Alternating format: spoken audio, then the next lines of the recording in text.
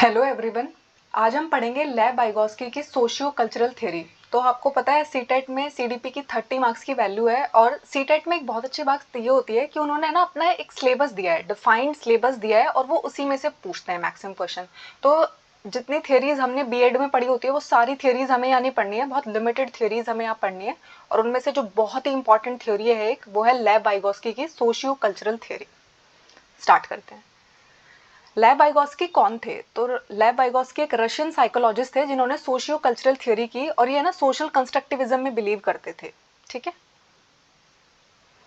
अब इनके according cognitive development की ये थ्योरी थी। तो कॉग्निटिव डेवलपमेंट का मतलब होता है आपके दिमाग का विकास कैसे कैसे होता है। तो लेव वाइगोस्की के अकॉर्डिंग आपके दिमाग के विकास के लिए 3 फैक्टर बहुत ही इंपॉर्टेंट है। सबसे पहला फैक्टर है सोसाइटी, यानी कि सोशल इंटरेक्शन। आप है ना लोगों से जब बात करते हैं तो आप उससे है ना बहुत कुछ सीखते हैं, ऐसा लेव वाइगोस्की मानते थे।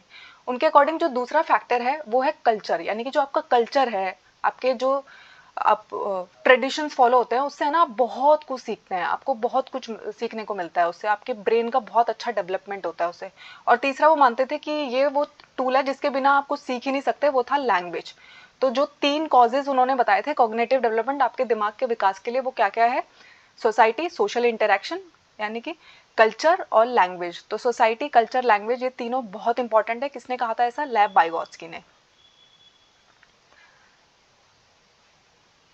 ये तीनों का रोल बहुत ज़्यादा होता है हमारे दिमाग के विकास के लिए, हमारे कॉग्निटिव डेवलपमेंट के लिए। उसके बाद उन्होंने क्या क्या बताया इस थ्योरी में? तो उन्होंने कहा कि एक होता है जेडपीडी, जिसको कहते हैं जोन ऑफ प्रॉक्सिमल डेवलपमेंट। तो क्या होता है, सीटेट है ना आपको फुल फॉर्म दे देता है, जेडपीडी का फुल फॉर्म बताइए या फिर पी किस चीज़ के लिए स्टैंड करता है। ठीक है, तो आपको ये ध्यान रखना है। तो जोन ऑफ प्रॉक्सिमल डेवलपमेंट क्या होता है? ये एक ऐसा एरिया है जैसे कि कुछ काम है जो लर्नर खुद कर सकता है, कुछ काम है जो वो बिल्कुल नहीं कर सकता, और कुछ काम ऐसे है जो वो किसी की मदद से कर सकता है। तो वो जो स्पेस है, ठीक है, वो काम जो वो नहीं कर सकता, लेकिन एक अगर उसे किसी की हेल्प मिल जाए, एक दूसरे इंसान की उसे हेल्प मिल जाए, किसी की असिस्टेंस मिल जाए, तो वो उसे कर पाएगा। उस एरिया को हम कहते हैं जोन ऑफ प्रॉक्सिमल डेवलपमेंट। अब इसको एक एग्जाम्पल से ऐसे समझिए। सोचिए आपको सीटेट का एग्जाम क्लियर करना है, लेकिन आपको यही नहीं पता है कि पैटर्न क्या है, कैसे क्वेश्चंस आते हैं। लेकिन अगर कोई आपको पैटर्न बता दे, कैसे क्वेश्चंस आते हैं, कौन सी थ्योरीज इंपॉर्टेंट है, ये सारी हेल्प अगर आपको मिल जाए, तो ये कौन आपको देगा? ये हेल्प आपको वो इंसान करेगा जिसको इसके बारे में बहुत नॉलेज होगी, जिसको हम यहाँ पे क्या बोलेंगे? More knowledgeable other. ठीक है, तो जब आपको वो असिस्टेंट प्रोवाइड हो जाएगी तो आप कहाँ पहुंच जाएंगे? Zone of proximal development. उसके बाद आता है स्कैप फोल्डिंग। तो एग्जाम में ना बहुत ही फेवरेट है ये उनका। स्कैप फोल्डिंग के बारे में वो बार बार पूछते हैं। ठीक है, तो स्कैप फोल्डिंग क्या होती है? तो स्कैप फोल्डिंग का मतलब होता है, जैसे मैंने कहा कि किसी मोर नॉलेजेबल अदर की हेल्प चाहिए, तो एक टेम्परेरी हेल्प जो मिलती है। जैसे कि सोचिए किसी बच्चे को ABCD लिखना नहीं आ रहा है, तो टीचर ने उसका हाथ पकड़ के लिखवाना शुरू किया। थोड़े थोड़े दिन टीचर ऐसा लिखवाती रहेगी, धीरे धीरे बच्चा खुद लिखना सीख जाएगा। तो ये जो टेम्परेरी हेल्प टीचर ने की है, तो इसको हम क्या बोलते हैं? स्कैप फोल्डिंग। तो वो पूछते हैं कि ये टेम्परेरी वर्ड है ना, बहुत इंपॉर्टेंट है, क्योंकि ये परमानेंट हेल्प नहीं है। समटाइम वो क्या करेंगे, स्टेटमेंट में लिख देंगे कि permanent help given to learner. ठीक है, लेकिन ये टेम्परेरी हेल्प होती है। ठीक है, तो टेम्परेरी हेल्प का मतलब होता है किसी को अभी कोई काम समझ नहीं आ रहा है, आपने उसे 2 3 4 बार बता दिया और उसके बाद आपने वो सीख जाता है, खुद सीख जाता है, तो इसको हम बोलते हैं स्कैप फोल्डिंग। ठीक है, उसके बाद आता है MKO। तो इसका फुल फॉर्म भी बहुत इंपॉर्टेंट है, आपको पता होना चाहिए कि MKO क्या होता है? More knowledgeable other. तो ये वो इंसान है जो मेरी किसी एरिया में मदद करेगा जहाँ पे मुझे प्रॉब्लम आ रही है। जैसे कि सोचिए मुझे समझ नहीं आ रहा कि CDP में मुझे कौन कौन सी थेरीज पढ़नी चाहिए, तो मैंने किसी से पूछा और उसने मुझे बताया कि ये थेरीज बहुत इंपॉर्टेंट है और मेरा एग्जाम क्रैक हो गया। तो वो इंसान मेरे लिए क्या होगा? वो इंसान मेरे लिए होगा मोर नॉलेजेबल अदर। और ये ज़रूरी नहीं है कि ये मोर नॉलेजेबल अदर आपसे बड़ा ही होना चाहिए। समटाइम है ना आपसे छोटे इंसान को भी ये बात पता हो सकती है, मतलब वो आपसे एज में छोटा हो सकता है बट उसको नॉलेज हो सकती है इसके बारे में। ठीक है, तो उन्होंने कहा था कि ये एज पे डिपेंड नहीं करता है, और समटाइम ये आपका क्लासमेट ही हो सकता है। ठीक है, तो वो पेयर भी हो सकता है, आपका आपका टीचर हो सकता है, कोई भी हो सकता है। तो मोर नॉलेजेबल अदर का हमेशा आपसे बड़ा होना ज़रूरी नहीं है। ठीक है, तो क्लियर है ZPD क्या है, स्कैप फोल्डिंग क्या है, मोर नॉलेजेबल अदर क्या है। अब इसका एग्जाम्पल कैसे आप इसको समझेंगे? तो सोचिए एक छोटा बच्चा है और वो बाइसिकल चलाना चाहता है, लेकिन वो नहीं चला पा रहा है। तो उसको है ना शुरू शुरू में उसके पापा ने पीछे से बाइसिकल को पकड़ के उसको चलने के लिए बोला कि चलो ठीक है, चलो चलो।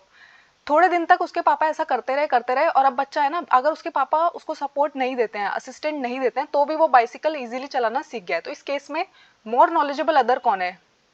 उसके फादर। ठीक है। और स्कैफ फोल्डिंग इसमें क्या थी, जो वो टेम्परेरी असिस्टेंट उसके पापा ने उसे प्रोवाइड की थी बाइसिकल चलाने के लिए।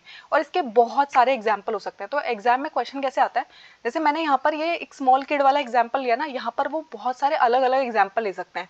तो आपको देखना है कि कोई जो उसे हेल्प प्रोवाइड कर रहा है वो टेम्परेरी हेल्प है क्या, और अब वो खुद सीख गया क्या। तो जब आप ऐसा ऐसा एग्जाम्पल रीड करेंगे, क्योंकि आजकल है ना सीडीपी में ऐसा क्वेश्चन नहीं आता है कि एक बार में बस उन्होंने स्टेटमेंट दिया और पूछा व्हाट इज स्कैप फोल्डिंग। तो क्या करते हैं आजकल, क्वेश्चन की फॉर्म में देते हैं, किसी बच्चे का एग्जाम्पल देंगे, किसी लर्नर का एग्जाम्पल देंगे, उसके बाद आपको रीड करके जानना होता है कि ये किस थ्योरी की बात कर रहे हैं। ठीक है, डायरेक्टली आपसे ऐसा नहीं पूछा जाएगा कि पहले ना वन लाइनर्स क्वेश्चन आया करते थे बहुत ज़्यादा, कि एमकेओ का फुल फॉर्म क्या है, सोशियो कल्चरल थ्योरी किसने दिया। आजकल ऐसे क्वेश्चन थोड़े कम आते हैं, आजकल कॉन्सेप्चुअल क्वेश्चन ज़्यादा आते हैं। उसके बाद है कि इस थ्योरी को पढ़ने का एजुकेशनल इम्प्लीकेशंस क्या है, हमें ये थ्योरी पढ़ने की क्या ज़रूरत है, टीचर का इसको पढ़ने की क्या ज़रूरत है, टीचर इस थ्योरी को क्यों पढ़ रहे हैं। तो सबसे पहले उन्होंने कहा था सोशल कंस्ट्रक्टिविज्म, यानी कि वो मानते थे कि आपको है ना लर्निंग बाय डूइंग से तो आप सीखते हैं, लेकिन कहाँ पे लर्निंग बाय डूइंग करेंगे, आप सोसाइटी में लोगों से आप इंटरेक्ट करेंगे तो आप उससे सीखेंगे। तो वो इस बात में बिलीव करते थे। उसके बाद वो क्या मानते थे, कोलैबोरेटिव और कोऑपरेटिव लर्निंग। उन्होंने कहा ना कि मोर नॉलेजेबल अदर आपको वो हेल्प प्रोवाइड कर सकता है। तो कोलैबोरेटिव का मतलब है कि जब आप लोगों के साथ सीखेंगे, ठीक है, अगर आप अपने क्लासमेट्स का एक ग्रुप बना के आपने सोचा कि हम स्टडी करेंगे, ठीक है, तो आप बहुत कुछ सीखेंगे ना, कुछ चीज़ें आपके दोस्त आपको बताएंगे, कुछ चीज़ें आप अपने दोस्तों को बताएंगे, तो इसको कोलैबोरेटिव एंड कोऑपरेटिव लर्निंग कहते हैं। उसके बाद पीयर ट्यूटोरिंग, तो पीयर ट्यूटोरिंग में भी यही एग्जाम्पल आता है। पीयर ट्यूटोरिंग का मतलब होता है कोई मेरी ही एज का है और वो मुझे सिखा रहा है, ठीक है, पीयर बोलते हैं ना उसे, जो हमारी सेम एज ग्रुप का होता है उसको हम बोलते हैं पीयर। तो पीयर ट्यूटोरिंग का मतलब है, सोचिए आपको एक टॉपिक में बहुत डिफिकल्टी आ रही थी, आपको वो टॉपिक समझ नहीं आ रहा था, लेकिन आपके दोस्त ने बोला कि मुझे तो ये टॉपिक बहुत अच्छे से आता है, तो आपके दोस्त ने आपको वो टॉपिक एक्सप्लेन कर दिया, आपको वो अच्छे से समझ आ गया, इसको हम बोलते हैं पीयर ट्यूटोरिंग। ठीक है। उसके बाद है ना गाइडेड इंस्ट्रक्शन। गाइडेड इंस्ट्रक्शन का मतलब है इसमें कोई मोर नॉलेजेबल अदर हमें हेल्प कर रहा था ना, तो वो हमें गाइड कर रहा था ना, हिंट दे रहा था, सपोर्ट दे रहा था, तो इसलिए गाइडेड इंस्ट्रक्शन के बारे में हम इससे सीखते हैं। ठीक है। तो एजुकेशनल इंप्लीकेशंस क्या क्या है लेव वाइगोस्की के थ्योरी के, social constructivism, collaborative and cooperative learning, peer tutoring and guided instruction. ठीक है। तो सोशियो कल्चरल थ्योरी किसने दी थी, लेव वाइगोत्स्की ने। ठीक है।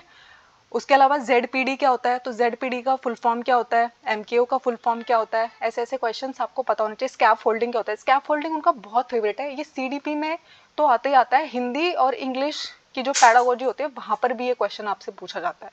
ठीक है। Thank you. अगर आपको इस थ्योरी में कोई भी डाउट है तो मुझे बताइएगा।